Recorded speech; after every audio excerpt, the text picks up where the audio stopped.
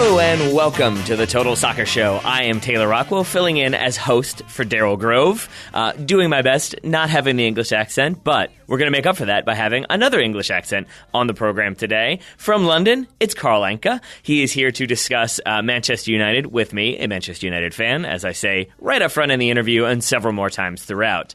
I wanted to talk to somebody a little bit more about what's been going on with United, because in our most recent Premier League review episode, I kind of got a little bit into the weeds about the state of Man United, but more so from an emotional perspective as opposed to, say, what's actually happening behind the scenes, what's happening on the field, the relationships that exist or don't exist, as the case may be. Carl has all that info. He is incredibly well informed and has lots of incredible insights to get to. So, without further ado, here is my conversation with Carl Anka. Joining me on the line now, all the way from London, we've got Carl Anka, who's covering Manchester United for The Athletic. Carl, thank you very much for taking the time to talk to me today. Hello there. It's an absolute pleasure. How are we doing? We're doing well. It's a little stressful to wake up every morning and see more and more headlines about how Jose Mourinho's ruining the entire world, I think is where we are right now. I could be wrong. Oh, yeah. He's a blight upon both his staff and his institution is what I'm hearing. I believe I heard something similar. Yeah, that sounds familiar. So I did want to basically have Carl on to discuss Manchester United. He's doing an excellent job in his coverage over at The Athletic. And I guess I should say, full disclosure, that I too am a Manchester United fan. Carl, I'm assuming you're a United fan, or at least enjoy writing about them. As you can tell by my strong London accent, I support Manchester United. I am the cliche of the Manchester United fan who lives in London and goes up to Old Trafford maybe once every couple of years. That's you're doing better than I am. So that's something.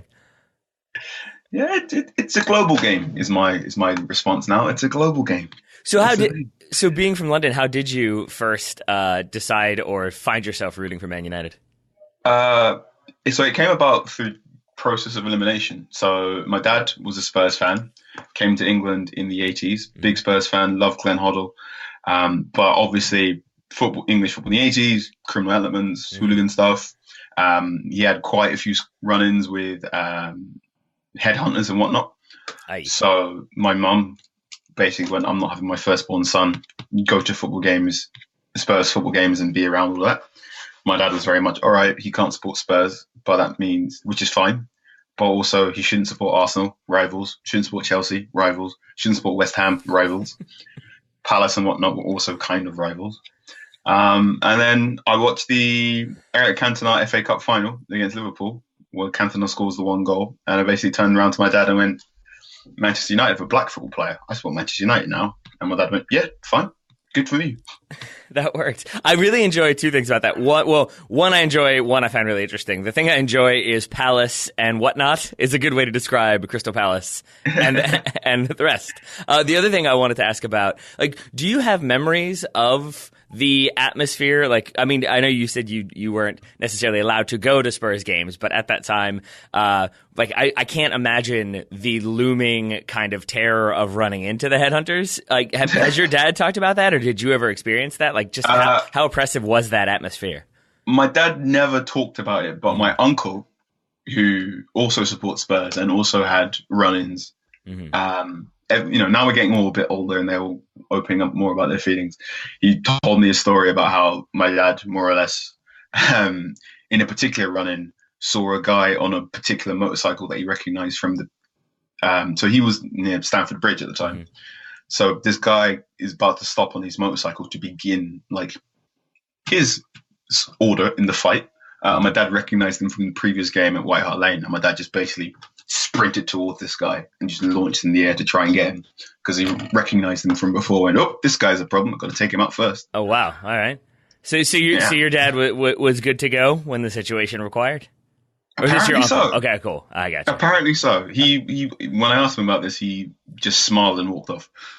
And if you take him to the Emirates Stadium now, you can see there's part of him that's sort of half missing something. Wow. Okay. Wow. All right. So It sounds like that was almost as like potentially violent and stressful as the situation happening in Manchester United's locker room right now. So they're comparable, definitely.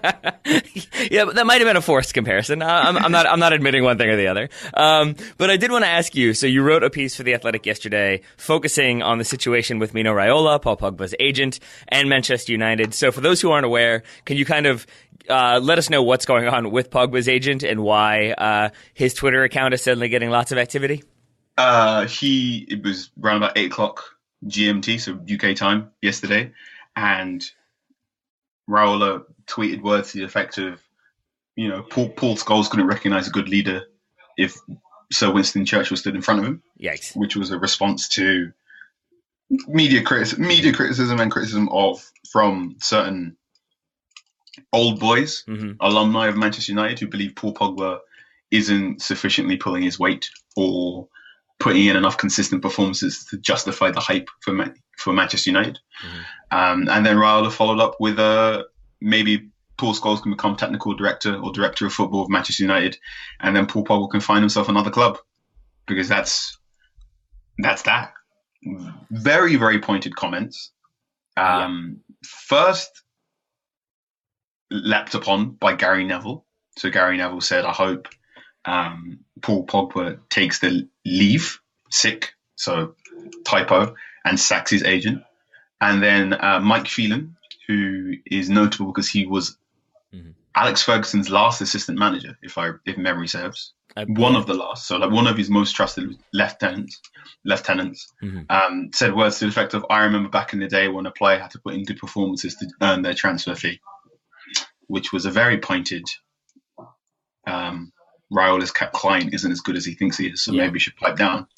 It's all coming to a head rather quickly at Manchester United. It all feels a bit like a very grotesque reality television show. Yeah, I had soap opera written down in my notes, so I think grotesque reality television fits better.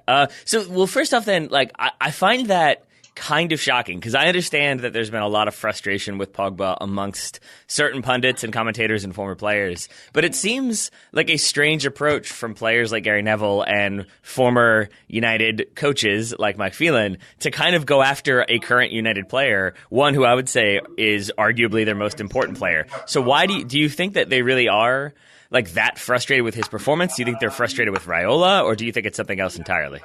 I think it's a combination of all three. I think it's very much the belief and understanding that Paul Pogba is a blue chip player and can be Manchester United's most important player. And this guy was a linchpin of France's World Cup winning side. And also Paul Pogba was wildly inconsistent for Manchester United. Yes, possibly because of the workplace culture and the environment that Mourinho has cultivated, but also because for reasons we can't quite explain. And if you watch the class of 92, and you see what those academy players did and what they say and how they view Manchester United, they are always going to take the side of Manchester United, the club. No matter how abstract that is as a term, they will always side with that rather than player. Regardless of what's going on at Manchester United, the idea of Manchester United is always stronger than whatever's going on with player personnel or the manager. And I think that is coming through a lot more. I think something that's particularly interesting is how Gary Neville does Monday Night Football and Sky Sports in the UK. Gary Neville doesn't really spare any manager when he is commentating. When he is being a pundit on Sky Sports, he will not stop or spare Sam Allardyce's feelings or Arsene Wenger's feelings or Pep Guardiola's feelings when he believes there is something going wrong. He is not naming Mourinho in the same way he would name Wenger for player treatment. And I don't know if that's from a misguided sense of solidarity with Manchester United or not wanting to stir the pot, but it is unusual. So the thing that like I go back to is a conversation I had with my co-host Daryl when Sir Alex Ferguson first retired, Moyes came in, it didn't go well, was I think a lot of Man United fans, myself included, had this idea of like, oh no, it's not that type of club. They don't fire the manager after one season or two seasons, and they don't just change it because it doesn't seem to be working. They stick with it. You know, manager for 26 years. And his point was like, yeah, that's not a thing that really happens anymore. That like that's maybe like a vestige of a bygone era, and more likely it is going to be a lot of change and turnover, and every 3 years maybe a new face comes in. Do you feel like the class from 92, the Roy Keanes, that sort of player is still of the mindset of no, Manchester United is or should be at this different level, even if that's maybe not practical these days? Yes and no. So what you've asked there is two very different questions. I think, the idea of the manager, the Alex Ferguson manager, the 2 decades plus manager is gone. I think Wenger is now the very, very last manager who will ever do that. Mm-hmm. I think something that's particularly interesting is how Pep Guardiola can only really do 3 to 4 years at any club, because you're not getting enough sleep. Yeah. But anyone who is listening to this podcast now, I recommend you all to Google Pep Guardiola 2008, Pep Guardiola 2012, and just see the contrast in his face and his hair. It's really comparable to Obama. Yeah, that's the analogy I was going to go with. Yeah, in the same tenure, because you're in charge of an idea, an abstract idea that millions upon millions of people buy into and want to believe work, and millions of people have very particular ideas on how it should work. You're maybe getting if you're lucky, you're getting 6 hours worth of sleep a day, and you're being judged week to week on basically the top 0.0001% of what's possible. Yeah. So I think what's really interesting now is what you're seeing in a lot of clubs is they have directors of football, they have recruitment staff, they have the job of the manager has now been divvied up into so many tasks. So it was very interesting when Pochettino went from being Tottenham's head coach to being their manager, because Pochettino wanted to have greater control over transfers and whatnot. But even then, you're seeing Pochettino still not in charge of transfers. Mm-hmm. Jurgen Klopp has been very open with just when a new director of football was brought in charge at Liverpool, he went, yeah, that's how it works. This is how football works. I need a director of football because I cannot do all these jobs. Don't believe me to be angry because I have to have a director of football. It's just helpful for me. And I think there is a growing realization of the old guard that that's true. Mm-hmm. And also that after 3 or 4 seasons especially, you get this interesting problem that Larry Bird said in the NBA and Bela Gutmann said in football. Just after 3 or 4 seasons, players just tune a coach out. Mm-hmm. Where, a player will stop playing to be good and start playing to be good enough based on what the coach wants. And I think you can see that in quite a lot of the players at Manchester United, that they're not playing to their full potential, but they're playing more to what Mourinho wants. So if you were to guess then, like, because for the longest time, Mourinho has been like the defensive system comes first. You figure that out, you frustrate, you counterattack.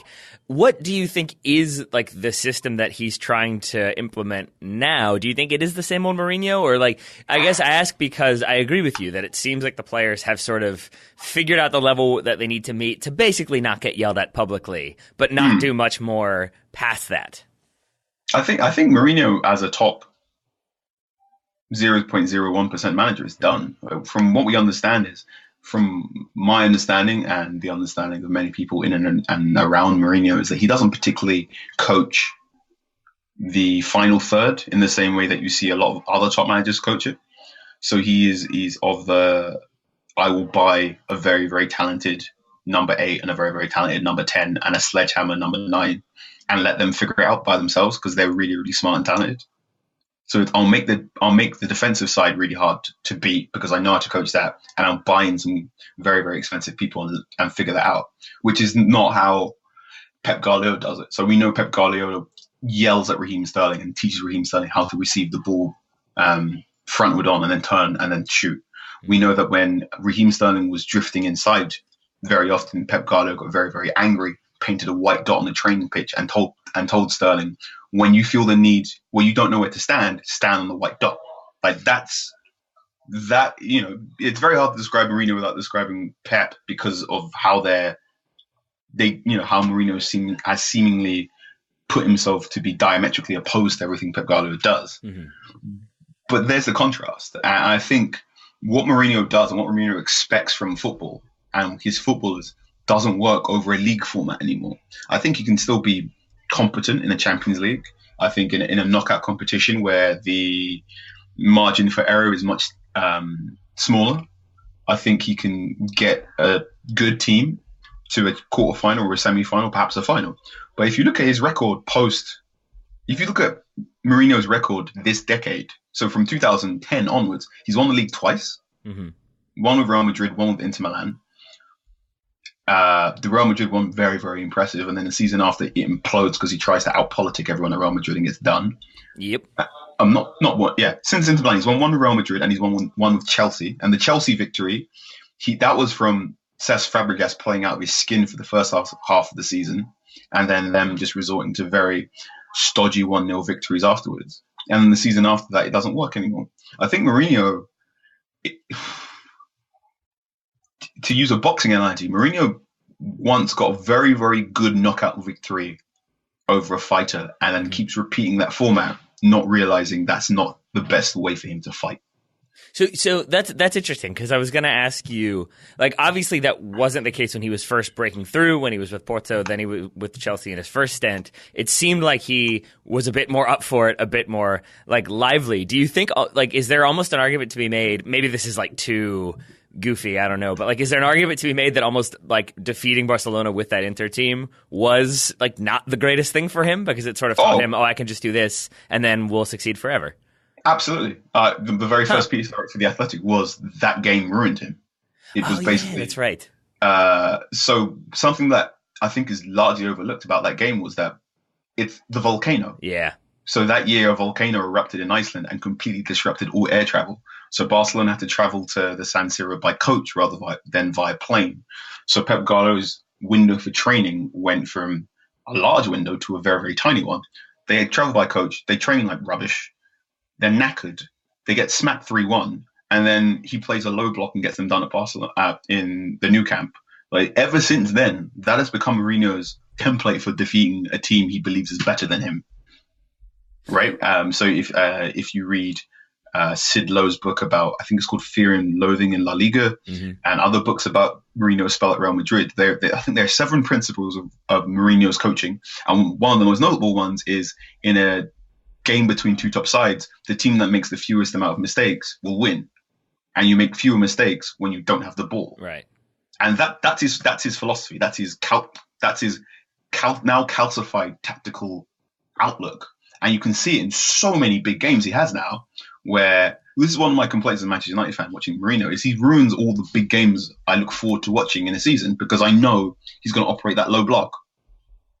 You know what happens against a Liverpool when it's United-Liverpool. You know what's going to happen when it's United versus Arsenal. You know what's going to happen when it's United versus City. And sometimes it works because sometimes, Michael Carrick gives a rousing speech and Paul Pogba has 10 fantastic minutes and you beat Manchester City 3-2. Mm-hmm. Sometimes you get the 0-0 draw against Liverpool at the start of last season when he should have taken the impetus to beat Liverpool. And I think this is also what I think that this method for Mourinho doesn't work at top clubs anymore.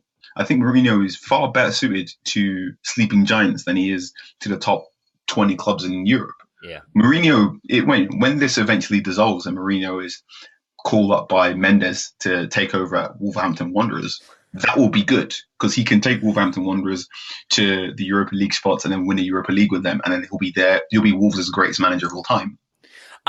It's interesting that you say that because I think that's the third time this week that I've heard someone link Jose Mourinho to Wolverhampton in a speculative way. Is that something that's like, have there been rumblings? Have there been rumors? Or is that just the logical club because of that George Mendes contact? And I ask that also because Daryl, my co-host, is from the West Mids, is a Wolverhampton fan. I don't know how he would feel with Jose in charge. It is just the Mendes thing. There's no smoke to that fire yet. But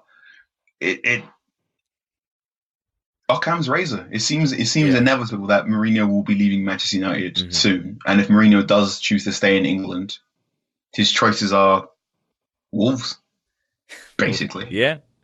All right, well, we'll keep an eye on that. But I wanted to go back to something you were saying before with like the setting up in the low block, being defensive against those bigger teams. That hasn't always frustrated me as much because I kind of knew that was going to be the way he would set up. The thing that, like, which doesn't excuse it, but it's just something where, like, it's sort of like with Louis van Gaal. I think I said on this show, like, I would happily take Jose Mourinho and win every game 1-0 as opposed to, you know, what was happening with Van Gaal with David Moyes. But the thing that I found really strange this weekend and in games last season was that he's doing that same approach, not necessarily against Man City or against Liverpool, but against teams like Brighton, and then it's not working. And that's the thing that I really can't get my head around is, like, if he's going to go that defensive approach against Brighton, no disrespect to Brighton, but maybe I guess a little disrespect to Brighton, like to do that approach and then not be able to pull it off, that was kind of a major red flag in my mind of these players don't want to do this anymore,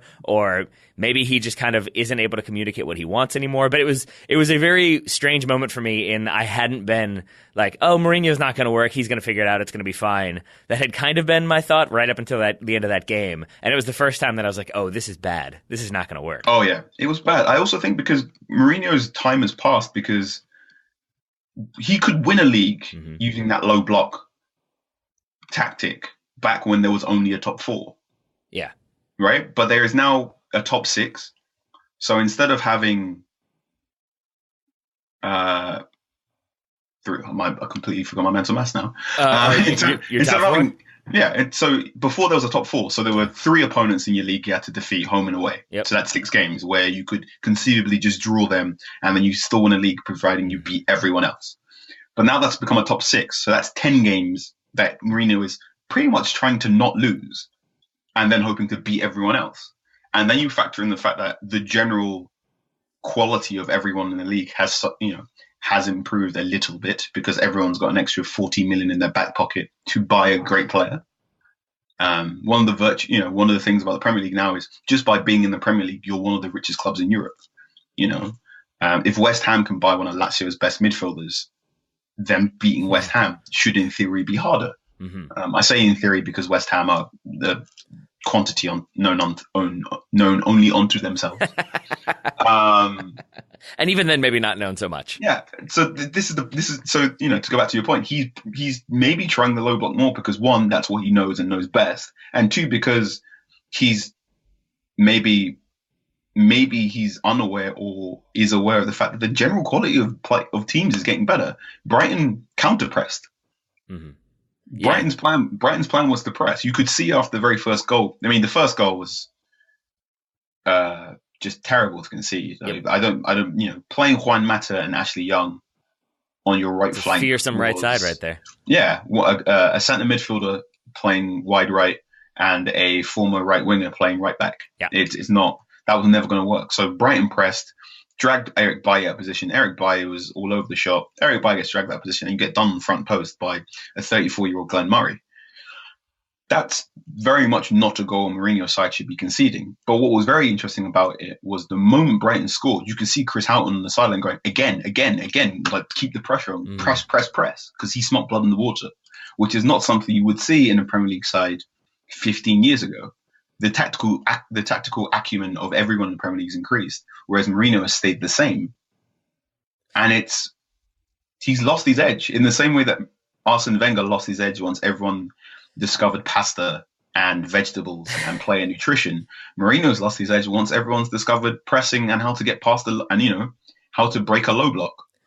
And now it's up to him to recover. And it seems as if the only way Mourinho wants to recover is by spending more money. More from my conversation with Carl in just a moment, but first, we wanted to talk about today's advertiser, and to do that, I have my friend and yours, Daryl Grove, on the phone. Hello, Daryl Grove. Hello, it's me. You can't get rid of me. We cannot, nor would we want to. But especially we would not want to because we need to talk about Liverpool jeans. Yay, I'm assuming they're sponsoring today's show. They are indeed. Are you wearing them right now? Are they sponsoring you currently? I am. So I'm in Alpena, Michigan. I'm by the lake, and I am wearing my green Liverpool jeans. So, great minds, my friend. I am sitting in our office in Richmond, Virginia. I was going to wear my green ones. At the last second, I switched to gray. So, we're both wearing Liverpool jeans, but different colors at least. I like to think I like to think you telepathically knew that I was wearing the green, and we've got it. We figured out a telepathic system where we don't dress as identical twins. The tour definitely trained us really well for this. That was good, and we wore them many times on the tour, and I'm wearing them now. I like to wear them recording because they're super comfortable. They stretch easily, easy care that doesn't necessarily relate to me wearing them, but the frequency I wear them, it makes it easy to launder them and not have to do all the dry cleaning and whatnot. Is there any particular aspect of the Liverpool jeans that you enjoy, my friend? I think for me it's the fit. That little bit of stretch that's in there means that I can wear tight jeans without it being too tight. Yeah, if that makes sense. It does. I know exactly what you mean. The slim fit especially, like it's not so tight that it's revealing or embarrassing, but it's tight enough to be fashionable and has enough flexibility for when I move my legs around. Beautiful. Well said. Well said. So we put out a call, basically. We wanted to let other people know what it was like to wear some Liverpool jeans, specifically people who might need some jeans in the form of, are we calling it an ugly jeans contest? It was a bad jeans contest. There we go. We definitely got some bad jeans photos. Some absolute beauties. I mean, beauties in quotation marks. Yes, that is very true. And I think we've each selected a winner, right? So 2 folks are going to be getting a pair of Liverpool jeans. I'll go first and tell you that I have gone for Priscilla K. Priscilla will not be getting them, but she wrote in to say, basically to ask for them on her fiance's behalf. He then posed for the photo, but he's had the same 2 pair of jeans and nothing else, in all caps, since he was in high school. They are ugly, baggy dad jeans. It's hard to find jeans that fit him just right, so hopefully Liverpool jeans will. But I went for Priscilla's fiance because if he's only had the 2 since high school, you gotta update, adapt a little bit, but I'm also aware that if like someone else were holding this competition, I feel like there's a chance my wife would have entered me because she's good at keeping me on my toes with like it's a little 90s. She said that yesterday at a shirt I was looking at. So for that reason, I'm going with Priscilla K. I like to think we're not rewarding Priscilla's fiance for sticking with the same 2 pairs of unfashionable jeans. It's more like we're showing him the light. Yes. We're modeling good behavior for him so he can model some good new jeans from Liverpool jeans. All right. I like that approach. So that's the one for me. What about for you, Daryl? Who have you got as your winner / I guess loser? So my winner is Sean Kreider. All right. Sean sent the first email and said, "Here are my jeans. You won't believe it, but the bottom of them, the hem, are 36 inches round." Yup. But what Sean had done is fun to attach the photo to the email. Yeah. Second email, he sent the photo, and that's exactly what it was. Combined with a Bethlehem Steel t-shirt, which is an interesting combo. So just for the audacity to at one time have owned 36-inch hem jeans, I want to get Sean some Liverpool jeans. All right, so Sean, for his audacity, getting a pair of Liverpool jeans. So congratulations to those 2 recipients. But if our listeners would like to get their own pair of Liverpool jeans, they can do so by going to liverpooljeans.com. And if they use the promo code TSS, they can get 30% off. That's only for like the next 2 weeks or so, and that's the biggest discount they've offered. Because number 1, I'm just going to assume they love the Total Soccer Show. But number 2, they want to help people keep that wardrobe fresh and updated. So again, go to liverpooljeans.com and use the promo code TSS at checkout to get 30% off your order. So with all that said, Daryl Grove, thank you for taking a brief few moments to talk to me about Liverpool jeans and make fun of some people's clothing selections. I thought we've helped people out, right? We've helped people out. I also want to say thank you to everybody else who submitted photos. Unfortunately, there could only be 2 winners / losers.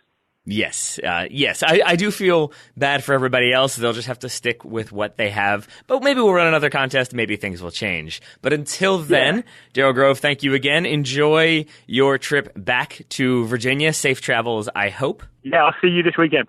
All right, sir. And with that, we will get back to my conversation with Carl.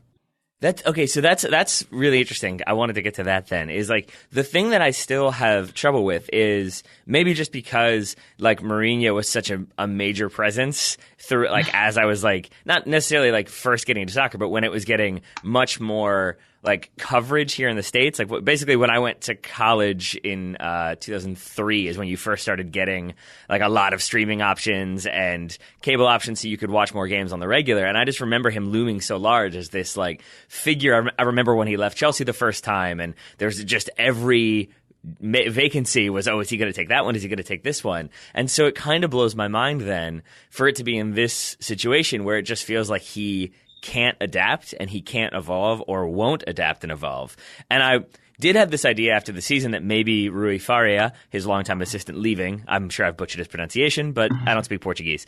Like I thought like maybe that's going to be the chance for him to evolve and adapt and bring in Michael Carrick and bring in the other gentleman's name. I forget his name, but like it felt like this was maybe his attempt to change it up a little bit. And now it feels almost like he's brought in these people who kind of maybe don't have the familiarity or experience to question him. And so it almost feels like that move has isolated him further. I'm wondering if you would agree with that, or if you think the Rui Faria departure meant something else entirely. The Faria departure meant that Mourinho was going to always implode in the third season. So one thing that people say about Ferguson, how did Ferguson stay so long? Yeah. Ferguson rotated his assistant managers all the time. Mm-hmm. That was how he stayed in charge for 26 years. By the end of it, he was very much considered to be a figurehead. So your day-to-day interaction with Ferguson wasn't what you'd expect, because most of the time you were dealing with your Mike Phelan, or maybe Carlos Queiroz. Carlos Queiroz was Rene Mullenstein or Mullenstein? Yeah, Carlos Queiroz was specifically brought in when Ferguson realised his 4-4-2 couldn't work in the Champions League. So that's a manager going, right, I can do the league, I can't do the Champions League. I need to get these boys to start playing 4-3-3. I need to get them to think about continental stuff and how, when you're playing with smaller margins for error, how do we play a more streetwise football game? Carlos Queiroz was brought in for that. Rene Meltenstein was the skills coach at Manchester United, who was eventually promoted because he had very, very good links to the younger band of players who were coming through. So Meltenstein worked very, very closely with Cristiano Ronaldo when he first made it to the club, and he worked very, very closely with Jesse Lingard. And that's when he eventually became the assistant. Whereas Mourinho's always had Rui Faria. Faria was there from Porto up until now. So Faria, by all counts, he was the good cop to Mourinho's bad cop.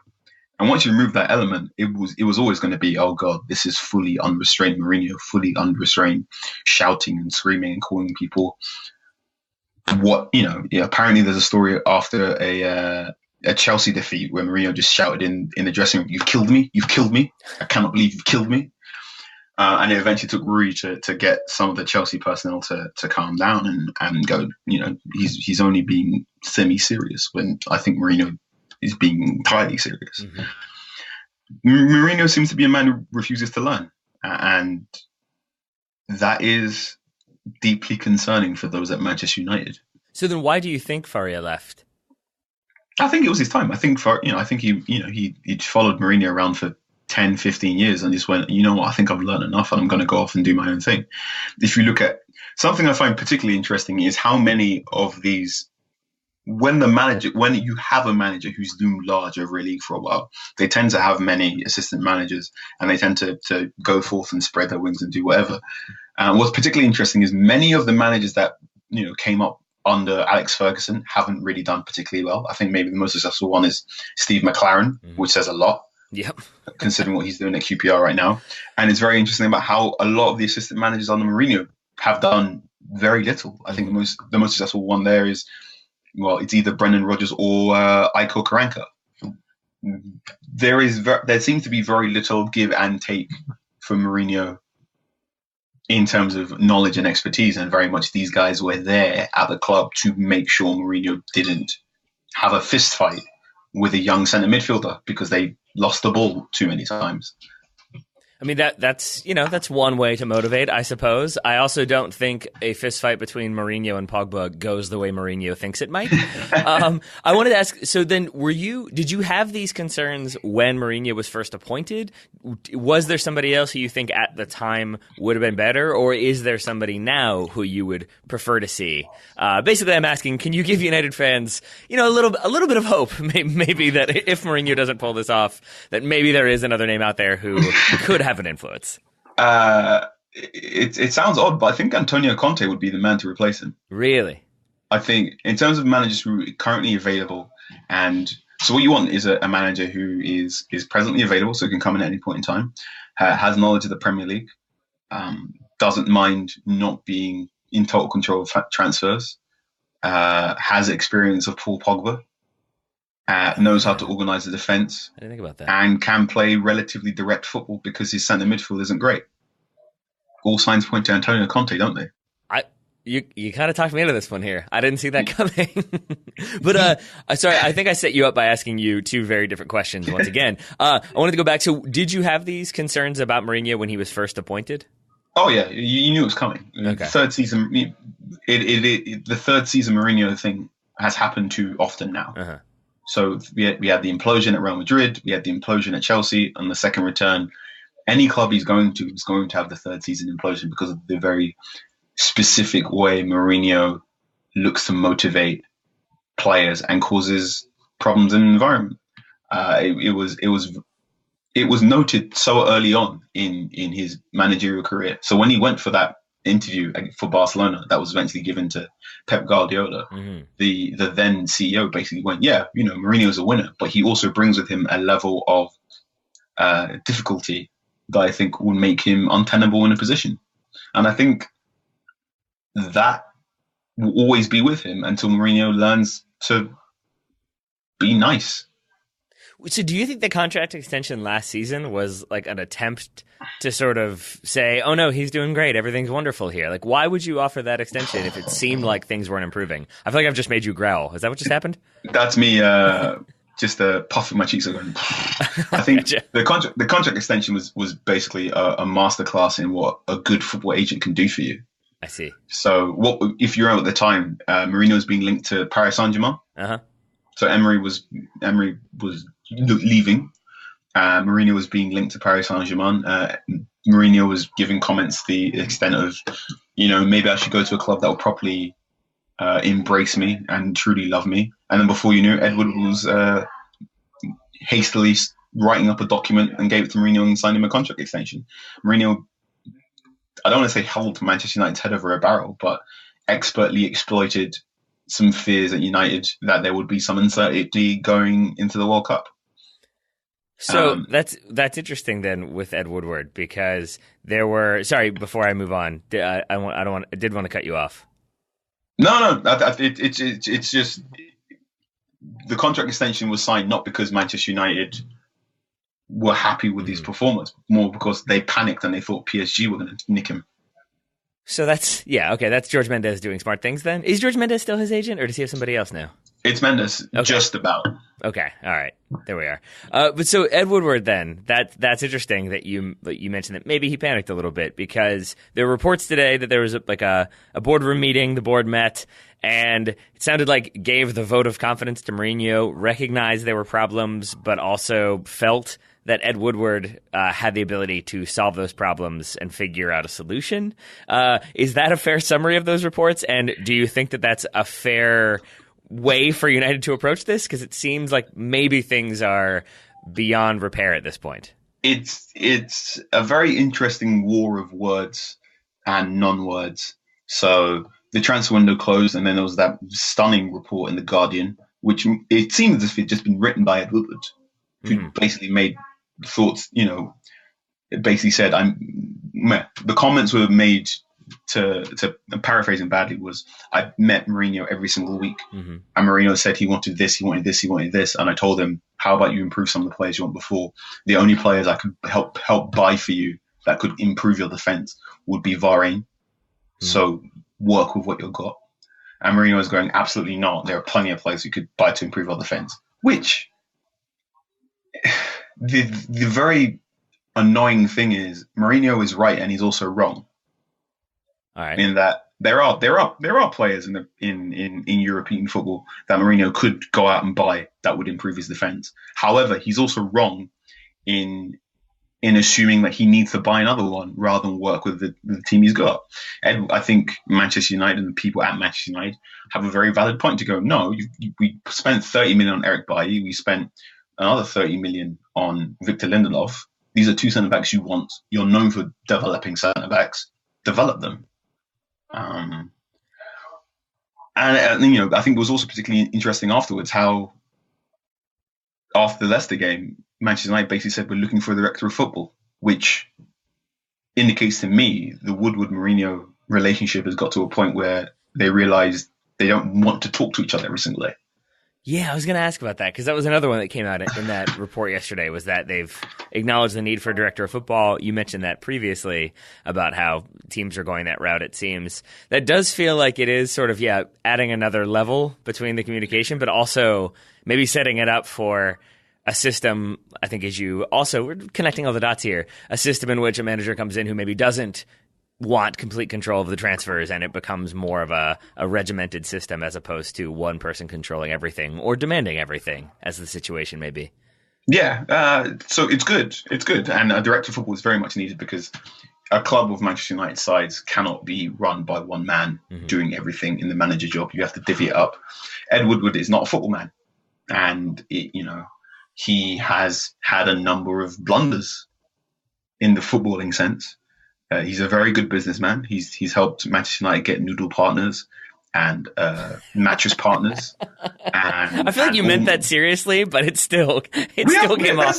There's an official noodle partner. I know. We have, Manchester United have an official airline with Aeroport in Russia, and that's Ed Woodward's expertise. Ed Woodward's expertise is not looking at a 29-year-old Toby Alderweireld and expertly charting whether or not he would be good into his mid to late 30s. And I think a director of football can do that. And a director of football is necessary to help with player recruitment and to help with player recruitment going forward. So if you look at Manchester United's squad against Brighton, you had three players who came through under Alex Ferguson, one player who came through under David Moyes, four players who came through under Louis van Gaal, and then 5 Mourinho signings. That it's a mess. It's three managers in a very short space of time, all of whom who had very different ideas on how to manage a side, all of whom who spent, Moyes didn't spend as much money as he wanted to, but Van Gaal spent 250 million, Mourinho spent 300 million. That's a lot of money in a very short space of time. The team has very, very little identity or clear sense of what to do. And the director of football fixes that. So no matter what happens, it all lies with the director of football, no matter who's in charge. So even if the project doesn't work, you make sure you bring in a manager who can work with those personnel. Something I find particularly fascinating about football is that managers aren't scouted in the same way that football players are. Mm-hmm.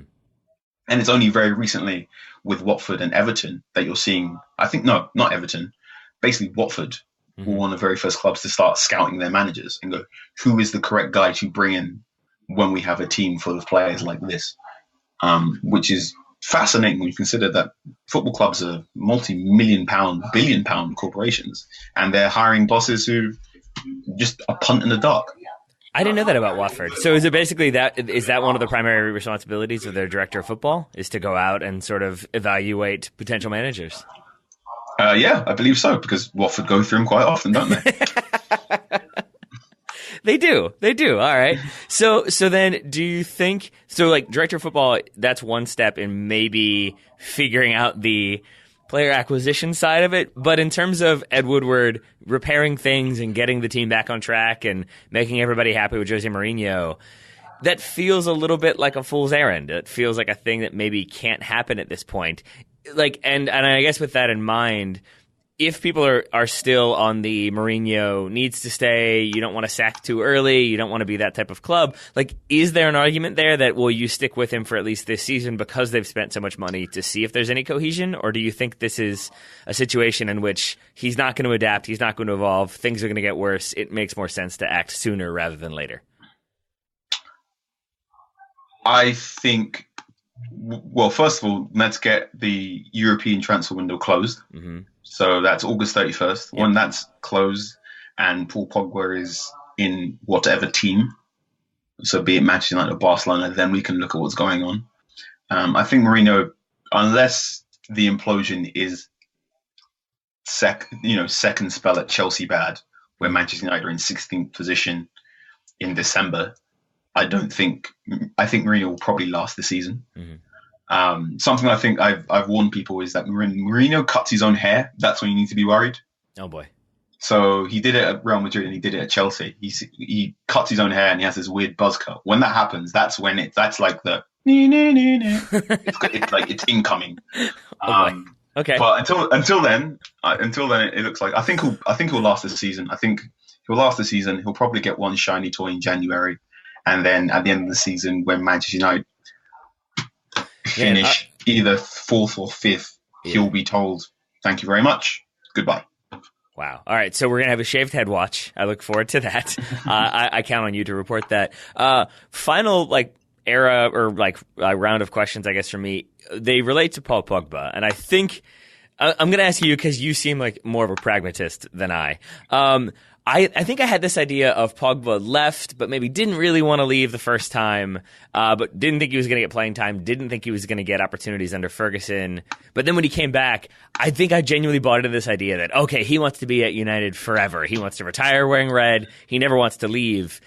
I'm starting to feel like maybe I'm being naive here and that maybe he is just a modern footballer who, if there's an opportunity to play for a club like Barcelona or a club like Real Madrid, he's going to jump at that opportunity. Where do you think he is? Do you think if he were happier with a manager, he's content to play with United until he's not? Or do you think it is he's always going to be keeping an eye out for other opportunities?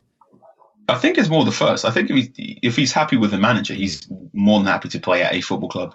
Manchester United, I think was very, very happy at Juventus. I think he possibly could have played the rest of his career there. He spoke very, very glowingly about being given the number 10 shirt at Juventus, which, that's Michel Platini's shirt. Mm-hmm. And if you're French and you wear Juventus number 10, that's a big deal. He spoke glowingly about that. And then Manchester United came calling and sold him on the homecoming project, sold him on being the main man, sold him on being the top paid player, and sold him on being one of the Premier League's blue chip players, and how much that can build his brand and build his identity as a top level footballer. And I think he bought all in and then got there, and then Mourinho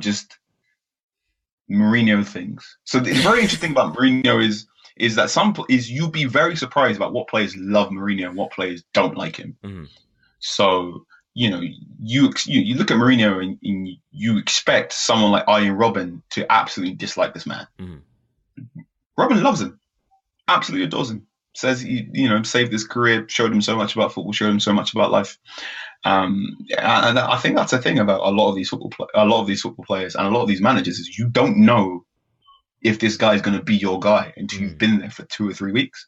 And I think Pogba probably went, Mourinho and I can get along well. I think we're both winners and of a personality type, and we could mesh along well and do great things. And then it hasn't happened. And I think now interesting things will come to a head. I think Barcelona will be interesting in terms of his trophy cabinet. So you bear in mind, he's one of the most decorated players in world football right now. Mm-hmm. He's only really missing Champions League. He's missing the Champions League, and that's it, because he's got the league titles, he's got the Europa League, he needs a champion, he's got a World Cup. There's only really Champions League he's missing. He's 25 years of age. He speaks Spanish, which is very interesting. If Messi gets in his ear and says, "Come over here and help me win one more Champions League," he might go. If Messi leaves and then Barcelona come up to him and go, "You're going to be the main man now, Messi's gone," that could possibly be interesting to him as well. But at the same time, there is a sense of Pogba going, I can build whatever I want at Manchester United if I outlast this manager who looks set to be here for only one more season. So why don't wait out? Yeah, so then the final question, which I think we've already kind of landed upon, but just to reiterate, so it sounds like your expectation for this season is kind of more the same. United may be challenging for top 4, maybe dropping out of top 4, but maybe we're just going to see a lot more. Basically, no one should be expecting Mourinho to suddenly implement this impressive pressing system. It feels like it's going to be more of the same. And then it's maybe a matter of when, not if, he departs, and then who remains after that. Yeah, it's wait and see. Mm-hmm. Wait and see. Hopefully we get a good director of football, and then we can begin again next year. Something that's particularly interesting to me, which is pointed out to me by a lot of older Manchester United fans, is how quickly Manchester United have reverted to their pre-Alex Ferguson state. Mm-hmm. So if you read up about, check out Manchester United seasons under Ron Atkinson or Manchester United managers before Fergie, they were always up and down and spending money needlessly and not realizing or knowing what was the United way of football, or not knowing what they were supposed to be doing. So, United were great on the Bubsy Babes and the 60s and whatnot. And then that ended, and then had the 70s and 80s before Fergie, and just didn't know what to do and had too much money. And we're very much AC Milan or Inter Milan now, in terms of we've got money, we've got history, but we don't really have a clear sense of what we're doing. And United are very much like that now. Every single year is that didn't work. Let's blow it up and reset. And I think this season is going to be a new thing. And the next season, we're going to have to blow it up and reset, and then hope there's enough personnel who have survived that we can get on with. And with that, actually, I wanted to ask, because we have some people who maybe just started listening after the World Cup, or just getting into soccer, or just aren't that familiar with Manchester United. When you say playing the Manchester United way, that's a refrain people will probably hear a lot, especially this season, and especially in criticisms of Mourinho. What exactly do you mean by that? The best way I can describe that is the two most important shirt numbers in Manchester United are number 7, which is a number typically given to a winger, and number 10, which is a number either given to your creative midfielder or to your striker. So the United way has been youth players, so players brought up through the academy, class of 92. Paul Pogba counts. Well, we try and fudge it and say Paul Pogba counts as a youth player. He came in as a teenager. It's fine. He came in as a teenager. We may have illegally nicked him. No one needs to know that. No one needs to know that. Yeah. So youth players, attacking football, dynamic football, and high-scoring games. And very much, especially under Ferguson, there was a certain inevitability to the fact that Manchester United would win. Yeah. So like a great encapsulation of that was the Champions League final in 1999, of just winning with 4 strikers on the pitch. In the dying minutes against Bayern Munich.